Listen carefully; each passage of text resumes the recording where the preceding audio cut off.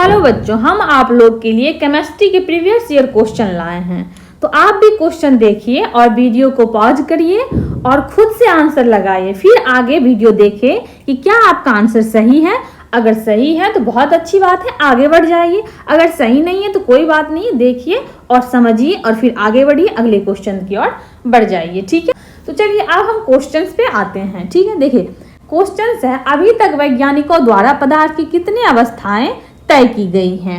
ठीक है, देखिए पहले हम आपको पदार्थ के बारे में थोड़ा सा बता देते हैं। विश्व में प्रत्येक वस्तु जिस सामग्री से बनी होती है उसे वैज्ञानिकों ने क्या किया, पदार्थ का नाम दिया।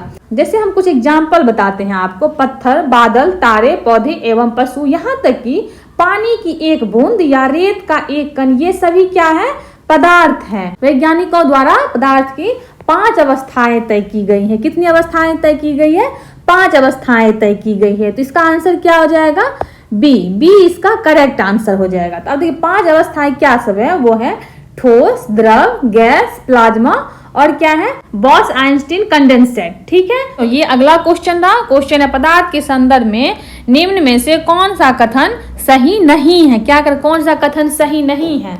तो देखिए पदार्थ के कणों के बीच अंतर होता है, तो ये कथन सही है। ठीक है, पदार्थ कणों से बना होता है, बिल्कुल सही है। तो ये भी नहीं होगा आंसर, ये भी नहीं होगा आंसर। ठीक है, पदार्थ के कण द्रव और वायु में सतत स्थानांतरित होता है, बिल्कुल होता है। तो ये भी आंसर नहीं होगा। अब ये क्या, पदार्थ के कणों के बीच कोई आकर्षण बल नहीं होता है, नहीं, ये गलत है। पदार्थ के कणों के बीच आकर्षण बल कार्य करता है, यानी कि इसके बीच आकर्षण बल होता है। तो ये आंसर गलत है, ए आंसर गलत है। यानी कि इसका सही आंसर क्या हुआ, ए इसका करेक्ट आंसर, क्योंकि क्वेश्चन है पदार्थ के संदर्भ निम्न में से कौन सा कथन सही नहीं है। तो ए जो है इसका कथन सही नहीं है, तो आंसर क्या होगा, ए। ठीक है, तो बच्चों ये आपके लिए अगला क्वेश्चन है। क्वेश्चन क्या है, निम्नलिखित में से किसके अणुओं के बीच आकर्षण बल अधिकतम होता है। ठीक है, देखिए हम आपसे एक एक करके बात करते हैं। पहले हम आपको ठोस के बारे में बताते हैं थोड़ा सा। ठोस में अणुओं के बीच अधिकतम आकर्षण बल होते हैं। ठोस का निश्चित आयतन और आकार होता है, ठोस का निश्चित आयतन और आकार होता है।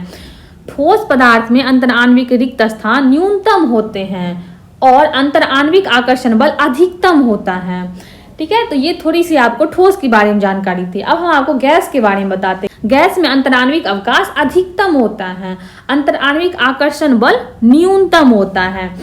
गैस में ना तो निश्चित आयतन होता है और ना ही उसका कोई निश्चित आकार होता है। वे उस बर्तन के आकार और आयतन को घेर लेता है जिसमें उन्हें डाल दिया जाता है। तो ये गैस के बारे में। अब हम आपको द्रव के बारे में बताते हैं। देखिए द्रव ठोस और गैस के बीच मध्यवर्ती होता है। क्या होता है, द्रव जो है वो ठोस और गैस के बीच मध्यवर्ती होता है। द्रव पदार्थ का आयतन निश्चित होता है, लेकिन जिस बर्तन में डाला जाता है उसी बर्तन का आकार ले लेता है। ठीक है, तो ये कुछ जानकारी थी आपके लिए। तो इसका आंसर इस हिसाब से क्या होगा, यानी कि डी इसका करेक्ट आंसर, यानी कि ठोस होगा इसका आंसर। ठीक है, तो चलिए अब हम अगला क्वेश्चन देखते हैं। क्वेश्चन है, डैश में विसरण अत्यधिक तीव्रता से होता है। क्या, किसमें विसरण अत्यधिक तीव्रता से होता है। तो देखिए यहाँ पे 4 एग्जाम्पल हैं। तो देखिए पहले हम आपको विसरण के बारे में थोड़ा सा बता देते हैं। देखिए विसरण क्या है, 2 विभिन्न पदार्थों का स्वतः मिलना विसरण कहलाता है। ठीक है, देखिए जैसे कि आप देखेंगे पानी आप रखिए लेके, तो आप ग्लास में पानी लीजिए और रखिए और उसमें देखिए आप स्याही डाल दीजिए या इंक, उसमें इंक डाल दीजिए। आप इंक जैसे ही डालेंगे उसमें देखेंगे कि आप अपने आप पूरे पानी में कलर हो जाता है ना। तो पूरा पानी ही कलरफुल हो जाता है। और उससे फिर दूसरा पानी लाइए, उसमें भी आप उस पानी को डाल दीजिए, देखिए वो भी कलर ले आता है। क्या हो रहा है, स्वतः ही मिल जा रहा है। ठीक है, उसी तरीके से अब क्या है, पानी गर्म करने पे विसरण जो है वो तेजी से होता है। पानी गर्म करने पर विसरण तेज हो जाती हैं। अब कैसे, आप देखे होंगे कि जब आप चाय बनाएंगे तो आप देखेंगे कि उसमें चाय बनाते समय यदि आप चाय बना रहे हो उसमें पत्ती डाल रहे हैं तो वो उसका क्या हो रहा है, तो उसका कलर आ जाता है जल्द ही। या उसमें आप चीनी डालेंगे तो आप देखेंगे तुरंत ही घुल जाता है। और वहीं पे यदि आप ठंडा पानी लीजिए उसमें चीनी डालिए तो क्या वो तुरंत घुल पाता है, नहीं घुलता। यानी कि गर्म पानी पर विसरण तेजी से होता है। ठीक है, अब देखिए विसरण अत्यधिक तीव्रता से किस में होता है, तो अत्यधिक तीव्रता से गैस में होता है विसरण। किस में होता है, गैस में होता है। ठीक है, तो बच्चों ये आपके लिए अगला क्वेश्चन है। देखिए क्वेश्चन है, निम्नलिखित में से कौन सा विषमांगी मिश्रण है। ठीक है, देखिए पहले तो आप समांगी मिश्रण और विषमांगी मिश्रण के बारे में हम थोड़ा सा बताते हैं। वह मिश्रण जिसमें प्रत्येक भाग का संघटन तथा गुणधर्म समान हो वो क्या होता है, समांगी मिश्रण कहलाता है। और विषमांगी मिश्रण क्या है, जो समांगी नहीं हो, जो समांगी नहीं हो।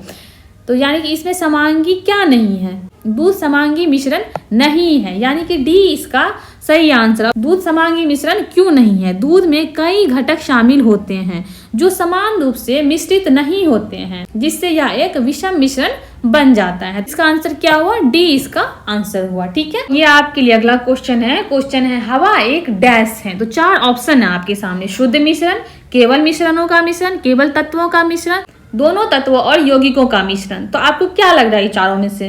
देखिए हम आपको थोड़ा सा बता देते हैं। हवा में जो है वो 78% नाइट्रोजन है, 21% ऑक्सीजन है, 0.9% आर्गन है, 0.03% कार्बन डाइऑक्साइड है और 0.07% अन्य गैसों की संरचना है। इसलिए इसका आंसर क्या हो जाएगा, इसका आंसर हो जाएगा दोनों तत्वों और यौगिकों का मिश्रण, यानी कि डी इसका करेक्ट आंसर होगा। ठीक है, तो चलिए अब हम आगे बढ़ते हैं। अगला क्वेश्चन है। क्वेश्चन है, शक्कर के घोल में शक्कर एक डैश है।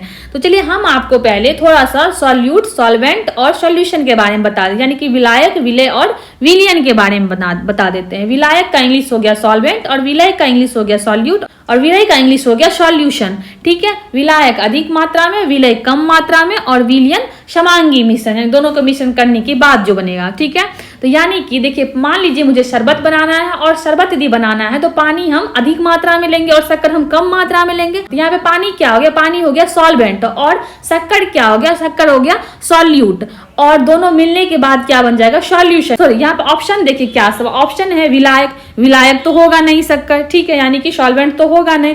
कोलाइड, कोलाइड तो होगा नहीं। तो यहाँ पे क्या है, घुला हुआ पदार्थ, तो घुला हुआ पदार्थ होगा। यदि यहाँ पे विलय रहता तो विलय हमारा आंसर होता, ठीक है, लेकिन यहाँ पे घुला हुआ पदार्थ है तो इसका आंसर क्या हो जाएगा, सी, सी इसका करेक्ट आंसर है। ठीक है, तो चलिए अब हम आगे बढ़ते हैं। लोहे में जंग लगना इनमें से किसका समान उदाहरण है। ठीक है, देखिए हम आपको थोड़ा सा भौतिक परिवर्तन और रासायनिक परिवर्तन के बारे में बताते हैं, फिर आप समझ जाएंगे इसका आंसर क्या होगा। ठीक है, देखिए भौतिक परिवर्तन में क्या सब होता है। भौतिक परिवर्तन पदार्थ केवल भौतिक गुण जैसे अवस्था, आकार, गंध आदि बदलते हैं। भौतिक परिवर्तन नया पदार्थ नहीं बनाता है। भौतिक परिवर्तन का कारण हटाने पर पदार्थ पुनः अपनी मूल अवस्था में आ जाता है। भौतिक परिवर्तन अस्थायी होता है। ठीक है, अस्थायी कैसे, तो देखो जैसे आप एग्जांपल एक ले लीजिए, पानी से बर्फ बना सकते हैं हम, पानी से हम बर्फ बना सकते हैं और फिर बर्फ से हम पानी भी बना सकते हैं। ठीक है, तो ये क्या हो गया, ये हो गया भौतिक परिवर्तन। ठीक है, अब रासायनिक परिवर्तन हम आपको बताते हैं। रासायनिक परिवर्तन पदार्थ के भौतिक एवं रासायनिक सभी गुण बदल जाते हैं। रासायनिक परिवर्तन नया पदार्थ बनाता है। रासायनिक परिवर्तन पदार्थ पुनः अपनी मूल अवस्था में नहीं आता है। रासायनिक परिवर्तन अस्थायी होता है, जैसे दूध से दही बनना। ठीक है, दूध से दही हम बना सकते हैं, लेकिन क्या हम दही से दूध बना सकते हैं, नहीं बना सकते हैं। ठीक है, वैसे देख लकड़ी को हम जलाने पे लकड़ी से जब वो कोयला बन जाता है तो क्या फिर उसे हम लकड़ी बना सकते हैं, नहीं बना सकते हैं। आपको हम दोनों भौतिक परिवर्तन और रासायनिक परिवर्तन दोनों बता, आपको क्या लग रहा है इसका आंसर क्या होगा, तो इसका आंसर हो जाएगा डी, डी इसका आंसर सही। इसका आंसर क्या हो जाएगा, डी। तो बच्चों ये आपके लिए अगला क्वेश्चन है। देखिए क्या है, संतुलित रासायनिक समीकरण के अनुरूप होता है। देखिए हम आपको थोड़ा सा संतुलित रासायनिक समीकरण के बारे में बताते हैं। देखिए वह रासायनिक समीकरण जिसके दोनों पक्षों अभिकारक एवं उत्पाद के प्रत्येक तत्व के परमाणुओं की संख्या बराबर होती है, क्या कहलाता है, संतुलित रासायनिक समीकरण कहलाता है। ठीक है, तो देखिए इसका आंसर क्या हो जाएगा, इसका आंसर हो जाएगा ए, ए इसका करेक्ट आंसर है। ठीक है, देखिए द्रव्यमान संरक्षण नियम। ठीक है, देखिए थोड़ा सा बताते हैं आपको द्रव्यमान संरक्षण नियम के बारे में। द्रव्यमान संरक्षण के नियम के अनुसार किसी भी रासायनिक अभिक्रिया में द्रव का ना तो निर्माण होता है और ना ही विनाश होता है। ठीक है, तो चलिए अब हम आगे चलते हैं। निश्चित अनुपात के नियम के अनुसार देखिए 4 ऑप्शन है, हम ऑप्शन देखते हैं क्या सब है। रासायनिक पदार्थ में भिन्न तत्वों के परमाणुओं के द्रव्यमान और रासायनिक गुण भिन्न होते हैं, गलत है। दूसरा क्या है, रासायनिक पदार्थ में यौगिक बनने के लिए परमाणु छोटी पूर्ण संख्याओं के अनुपात में संयोजित होते हैं, गलत है। तीसरा क्या है, रासायनिक पदार्थ में तत्व हमेशा द्रव्यमान के निश्चित अनुपात में मौजूद होते हैं, बिल्कुल सही है।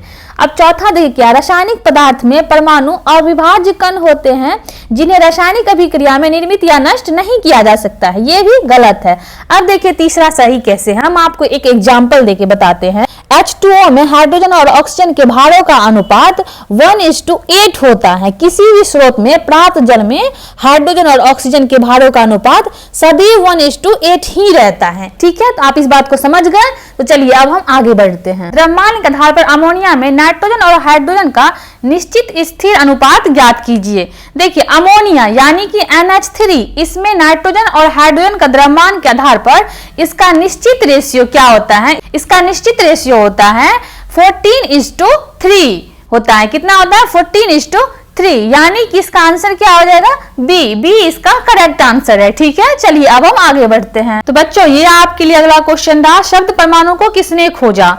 देखिए परमाणु शब्द का सर्वप्रथम प्रयोग ग्रीक दार्शनिक डेमोक्रिटस ने किया था। किसने किया था, ग्रीक दार्शनिक डेमोक्रिटस ने। ठीक है, यानी कि इसका आंसर क्या हो जाएगा, इसका आंसर हो जाएगा डी इसका करेक्ट आंसर है। ठीक है, चलिए अब हम अगले क्वेश्चन देखते हैं। तो ये आपके लिए अगला क्वेश्चन है, क्या है, निम्नलिखित में से किस यौगिक में सबसे अधिक परमाणु होते हैं। ठीक है, देखिए हम काउंट कर लेते हैं, इसमें कितना परमाणु है, इसमें 4 है, इसमें कितना है, इसमें 7 है, और इसमें कितना है, इसमें 3 है, और इसमें कितना है, इसमें 5 है। ठीक है, तो यानी कि सबसे अधिक परमाणु किसमें है, आपको दिख रहा है, बिल्कुल दिख रहा होगा, बी में सबसे अधिक परमाणु, यानी कि बी इसका सही आंसर है। ठीक है, तो देखिए ये आपके लिए अगला क्वेश्चन है, क्या है, डाल्टन का सिद्धांत आधारित है।